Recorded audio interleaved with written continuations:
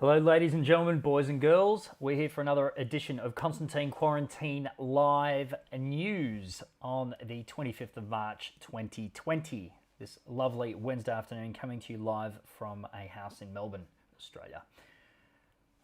First thing we're going to start off with is a little bit of a discussion about how you can participate in the show.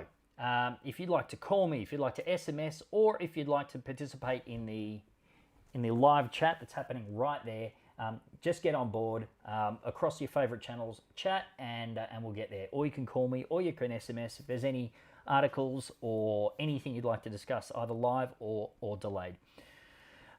First things first, let's talk about what's happening in the news.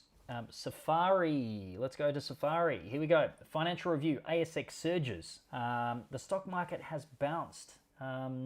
It's actually had quite an impressive bounce today.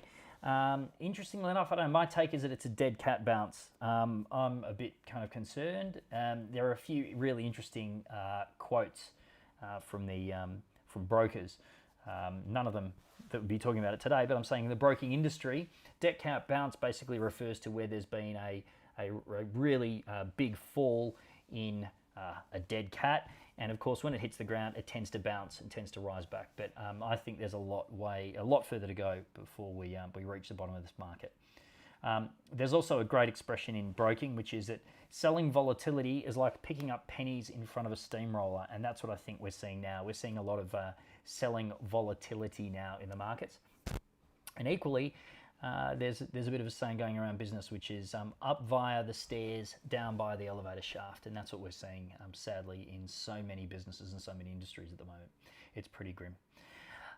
Going back to the news, really interesting. Coronavirus, Australia Live updates. The ACTU warns up to 2 million jobs will be lost within weeks. The ACTU warns that up to 2 million jobs will be lost within weeks, which is horrendously grim.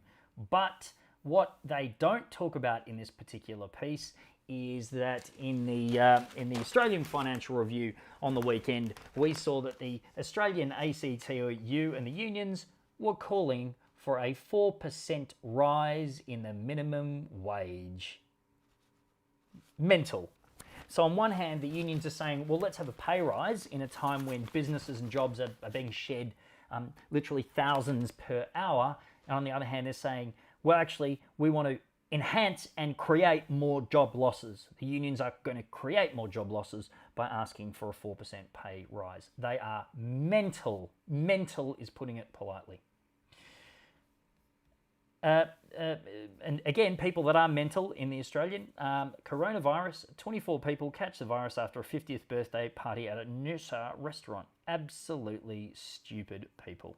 Thankfully, there is a bit of a shutdown. Now, we're going to do something really interesting here at Constantine Quarantine. We're about to interview a guest, but we're going to interview him on the topic of supermarket panic buying starting to ease. I have a bit of an issue with this idea of supermarket panic buying. Is it necessarily supermarket panic buying, or is it something entirely different? Let's ask our guest that we interviewed just a few moments ago, Ian Forth. You and I go way back, and I've always known you as a man of great intellect and also an ability to sometimes, I wouldn't say control.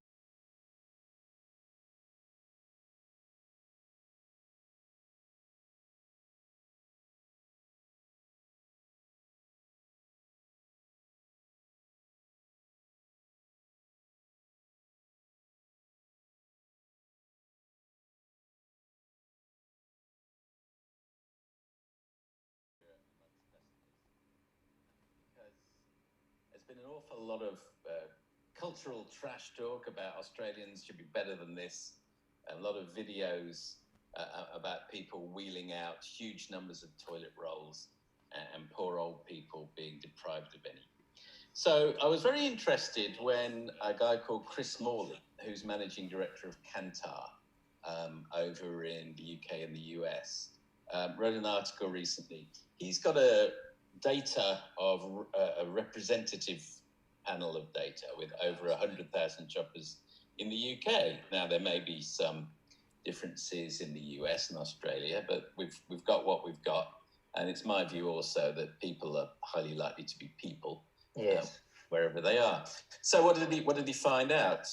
Well, he did find out that there were some people who you might regard as stockpiling, but they only accounted for less than 3% of purchases. And what's actually happening is that, yes, there are uplifts in sales across whole categories as much as 160%.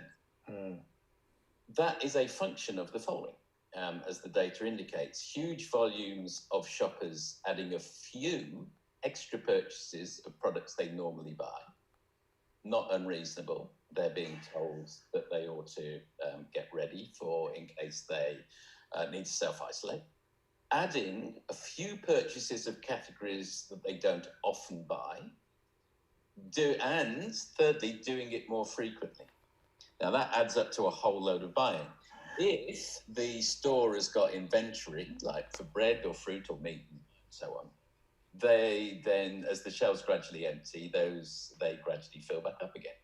But because of the just-in-time nature of the supermarket retail chain, that can't happen when a category is taken by surprise.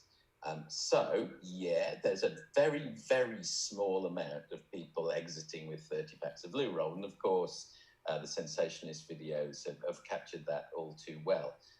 But that's very rare behavior, and it's not the core thing that's driving the fact that when you go into a supermarket, you'll find empty shelves. And I would just add, theoretically at least, you can add into that a whole load of people with a whole load of mums and dads with school children at home unexpectedly. So Absolutely. So consuming more at home rather than in, say, cafes or sandwich shops near work.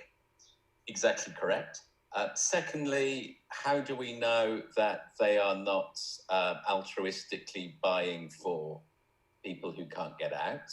I'm not saying that there's a huge amount of that, but I would say it was a factor as well. So you add in all of that, and you get to a more rational exposition of what's happening in supermarkets. So if we look at things in a classic changing consumer behavior sense, there's get more people to buy something.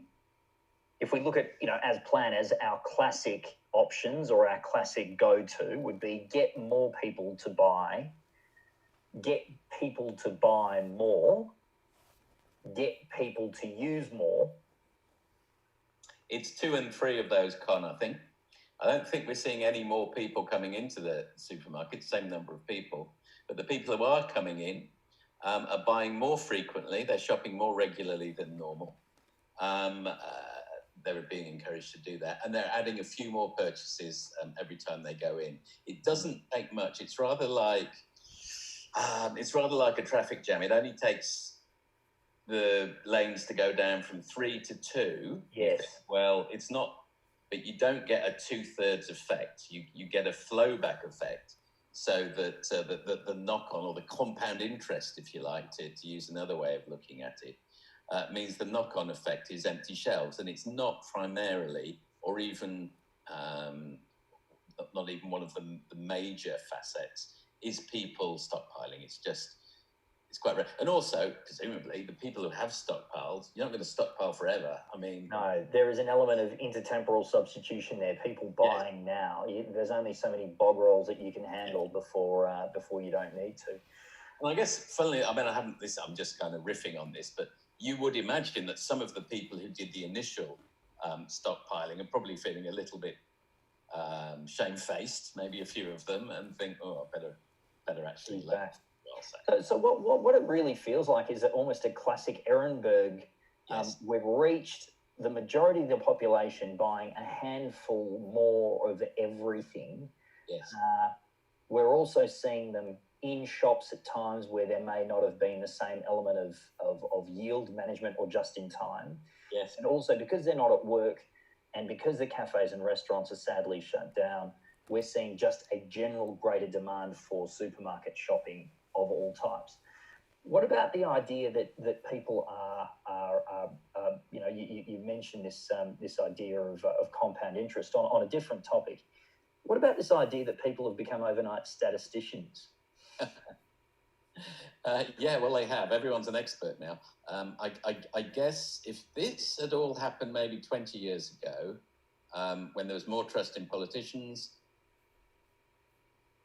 Ian Deeker Fourth, welcome to Constantine Quarantine here on. Well, it looks like we've just had a strange issue with the video. Hold on for a moment, everyone. Apologies. I am a complete noob at this. Let's try this again. I've always known you as a man of great intellect and also an ability to. All right, everyone, hold on for a moment. I wouldn't say contrarian, but somewhat iconic. We've lost control. We've lost control. You tend to have a unique. Sorry, bear with me for a moment, everyone.